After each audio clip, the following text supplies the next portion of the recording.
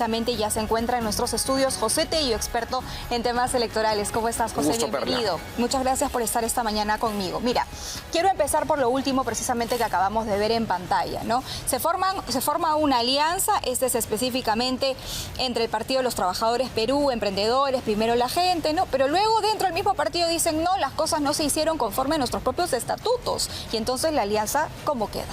Lo que pasa es que la precariedad es algo transversal. O sea, vemos partidos antiguos, por ejemplo, como Acción Popular en un determinado momento, no ahora, pero en un determinado momento, o el PPC, que atravesaron crisis muy fuertes. Pero estos partidos que recién se han formado literalmente, se supone que deberían estar muy consolidados democráticamente. Claro. O sea, se supone que tienen todavía toda esa efervescencia de una reciente conformación. No es como el partido antiguo que puede arrastrar ya algo mucho más amplio. En los partidos antiguos hay sectores dentro de los partidos, hay, digamos, líderes dentro de los partidos que pueden colisionar democráticamente. Como está pasando con el APRA, por ejemplo. Correcto, ¿no? Que hay dos precandidaturas importantes, la que está con Mulder y del Castillo, y luego tenemos a Carla García al otro extremo con Avanto y Velázquez Quesquén. Claro. Y bien lo dices, porque claro, es un partido que ya viene de larga data, puede arrastrar algún tipo, digamos, cada quien puede tener su interés al momento de presentarse, para eso están las elecciones primarias. Pero en estos partidos que recién se están formando, que recién llegan a la fecha para la presentación oficial, ya se salen del evento, se salen de la fiesta y entre ellos se atacan, ¿no? Ahí vamos. Vemos, por ejemplo, un partido como el APRA que lo está manejando democráticamente. Han entrado sobrios y evidentemente va a haber una competencia. Pero vemos, por ejemplo, estos partidos que están entrando en un pleito agudo, como en su momento sí lo tuvieron los partidos antiguos. Entonces, eso es algo muy complicado porque vemos nuevamente la figura del personalismo. Y lo peor de todo, en medio, discúlpame que lo diga de una manera que yo creo que va a ser muy clara y directa, de un enanismo político. O sea, no son figuras que tengan pues una posición gravitante y evidentemente en lo que se refiere pues a lo que es la coyuntura política, este tipo de situaciones lo único que generan es una preocupación, porque obviamente todos aquellos que vemos el sistema político nos preocupa que siendo partidos donde la gente recién está siendo visible, claro, ya son pequeñitos políticamente, y no lo digo de manera despectiva, sino quiero graficar, cuando hablo de enanismo son partidos muy pequeños, o sea, no recordamos los nombres. Quisiera, José, que veamos lo que está saliendo ahorita en este momento en la pantalla, ¿no? Estas son las 5 alianzas electorales, por lo menos las que se sabía que se habían presentado formalmente hasta el 2 de agosto, pero ya algunas de ellas se han ido resquebrajando en el camino. Por ejemplo, el caso de la alianza que lideraba el señor López Chau, ¿no? Que también ayer en entrevista con Milagros Leiva han señalado los integrantes del partido que, claro, era un asunto que no se habían puesto de acuerdo. Marisol Perestello en la misma línea. Y claro, entonces al final, ¿con cuántas alianzas nos estamos quedando? Me parece que con 3 nada más. Sí, es preocupante, pero ahí, por ejemplo, también estoy viendo algo de cálculo político también, porque yo creo que hay algunas alianzas que han surgido de una manera bastante improvisada y han surgido justamente, yo creo, contraviniendo lo que podría ser el ordenamiento interno. O sea, para que hayan este tipo de situaciones como las que se están presentando, es porque habrían afectado el ordenamiento interno. Y eso es muy importante, y lo hemos conversado anteriormente. Tiene que haber una revisión a la interna de la normatividad cumplida, ¿no?, en cada uno de los partidos políticos para llegar a un acuerdo de alianza, y también luego la calificación que hace el propio Jurado Nacional de Elecciones. Pero al punto, a ver, ¿qué ocurre? Yo lo que estoy viendo, por ejemplo, es que ahí puede haber habido un encuentro rápido entre gallos y medianoche, para llegar a tener un acuerdo que permita de alguna otra manera una contención frente a algo que está haciendo el jurado en estos momentos. ¿Qué es? Me parece válidamente el control posterior. El jurado en estos momentos está revisando las firmas. Entonces, por ejemplo, el partido Primero la Gente tiene problemas de firmas. ¿Qué podría ayudar a contener una fiscalización posterior que podría terminar en una nulidad de la inscripción del partido? Obviamente el haber conformado una alianza. ¿Te refieres a estas firmas presuntamente falsas de gente que no se inscribió voluntariamente en el partido? Claro, y el jurado está haciendo algo saludable, que es el hacer una revisión de todo eso. O sea, ese es un tema muy importante. ¿Por qué? Porque de alguna otra manera está entrando, ¿no?, en un tema de fondo, que es el ver la posibilidad de la nulidad de la inscripción, algo que también hay que ser bien claros, ojalá que el jurado lo esté haciendo de una manera garantista, o sea, claro, respetando el debido proceso y tampoco no yendo, o sea, hacia lo que podría ser un exceso. Eso empañaría el proceso, pero digamos, en rigor, el punto es que eso es saludable. Y un partido, por ejemplo, como Primero la Gente, tiene ese problema. Tiene ese problema de firmas. Entonces, ¿qué ocurre? Si conforma una alianza, es más complicado al jurado por declarar la nulidad, sobre todo si esta alianza llega a inscribirse. Claro, entonces estas alianzas de alguna manera, de acuerdo a lo que nos estás explicando, José, lo que buscan es pasar por agua tibia esa otra situación de las firmas falsas. Lo que veo, por ejemplo, y es una presunción, ¿no? En el caso del partido Primero la Gente. Claro, con el Partido de Emprendedores y Trabajadores, justamente que está en ese problema. En el caso de López Chau sí veo algo diferente. Yo creo que ahí han querido llegar ellos a un entendimiento, pero lo han hecho con un sector político dentro del partido que no va de la mano con otro sector y ahí se ve el desencuentro. Claro, Primero la Gente, Susel Paredes y Flor Pablo, ¿verdad? Me parece que están... Estuvieron. Sí, bueno, la verdad el partido congrega un montón de personas, pero lo importante es tener en cuenta lo que se está dando ahorita en el contexto de las alianzas y cómo saltan este tipo de situaciones como luces de alerta que hay que tomar en cuenta. Ayer estuvo el periodista Tafur conversando en una entrevista en este canal y decía algo que a mí me parecía sumamente importante, ¿no? Sobre todo hacía mención a la candidatura del señor Alanoca que está yendo precandidato aún que está yendo por el partido de Verónica Mendoza.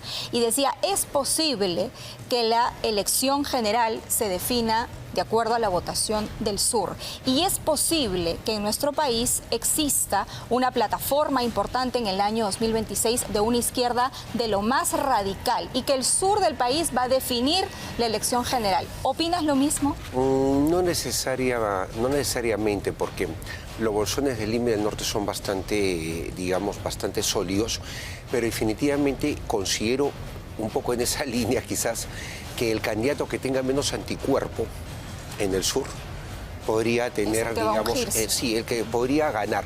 Que saque algo de votación y tenga menos rechazo en el sur, creo que es el candidato o candidata que podría definir. Y hay algo importante de tener en cuenta, y esto quizás como algo que debe observar sobre todo los analistas, es que ahora lo que vemos es que en los diferentes partidos políticos que hay, que es una cantidad enorme, y algunas alianzas que logran inscribirse, lo que estamos viendo son figuras que todavía no gatillan. O sea, por eso un poco lo que dije al inicio, ¿no? Que esto es un problema en una situación de enanismo político, pero eso puede cambiar. ¿Por qué? Porque lo que sí veo claramente es la figura de un mar donde puede saltar un outsider. Claro. Y ahí sí podría haber algo que reconfigure.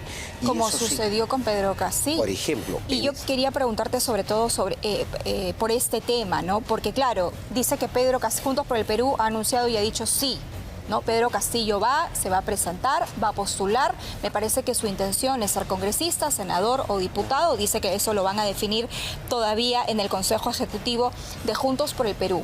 Pero Pedro Castillo, en su condición, en este momento procesado, ¿puede postular? Mientras no haya sentencia, no está inhabilitado. Ocurrió con Gregorio Santos, hagamos un poco de memoria. O sea, fue al debate. Fue al debate, con permiso. Ahora, hay algo del INPE. Es increíble, pues salió casi en todas las redes y medios internacionales, pero más allá de eso, que fue anecdótico, lo que debemos tener en cuenta nosotros es algo importante, o sea, es la incoherencia.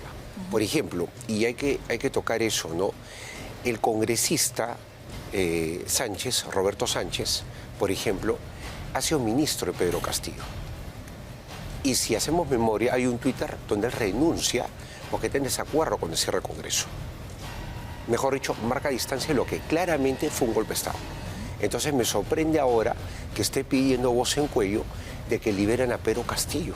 Bueno, las incoherencias, sí, lamentablemente. Pero, lamentablemente, pero esas son cosas que no ayudan. O sea, algo que hay que pedirle a todos es que mantengamos el orden. Incluso retomando el tema de los partidos nuevos que están con este tipo de situaciones que son lamentables que se hagan públicas. Pero sin embargo, está bien. Puede haber un outsider que salga de presidente o presidenta, pero finalmente hay que tener los cuidados institucionales porque este tipo de situaciones desmerecen. Y en el caso, por ejemplo, de personas ya con mucho mayor trayectoria política, tienen que tener mucho cuidado con lo que son las incoherencias. competencias, porque eso sí termina de irritar a la población, no es tan beneficioso. Ahora, Pedro Castillo se dice que quiere postular al Congreso. ¿Podría postular a la presidencia? No, porque tiene que pasar por un proceso de democracia interna. Y el partido de Pedro Castillo está en proceso de formación, así que no, definitivamente él puede postular como invitado al Congreso. Al Congreso. Ahora, de salir elegido, ¿cómo sería la figura? Él no puede asumir el cargo hasta que no haya una sentencia condenatoria o que lo exculpa. ¿Cómo es la figura? Hay una situación bastante particular porque ahí operan ya ciertos mecanismos que habría que ver en su momento. Por ejemplo, él tendría que, obviamente, juramentar para ejercer el cargo, pero estando en prisión. Acá lo que me parece que sería más razonable la figura del accesitario de Pedro Castillo. Y bueno, o sea, tener en cuenta que si su condición cambia, bueno, ya es otra cosa, pero en principio también hay que ser bastante claros en que tenemos un uso, yo creo, un aprovechamiento de una imagen que está respondiendo ante la justicia y que es indebido, o sea, no es ético. ¿Por qué? Porque el señor Pedro Castillo, por ahí que nunca dejarse el cargo. Claro. Hay los elementos de juicio suficientes para condenarlo por golpe de Estado. O sea, podría ser también un aprovechamiento de esta plataforma política con miras a las elecciones, engañar un poco a su electorado, pero en el fondo él probablemente no pueda asumir. Pero lo que pasa es que ya es una conducta recurrente, Perla. O sea, ya lo hemos visto con... Martín Vizcarra. Por ejemplo, que no puede postular y sin embargo ha estado haciendo campaña al interior del país. Correcto, Martín Vizcarra es un caso reciente, actual. Él está haciendo literalmente una campaña inhabilitado y tratando de endosar a los candidatos que tienen. ¿Por qué? Porque están buscando, obviamente, un bolsón electoral y tener congresistas.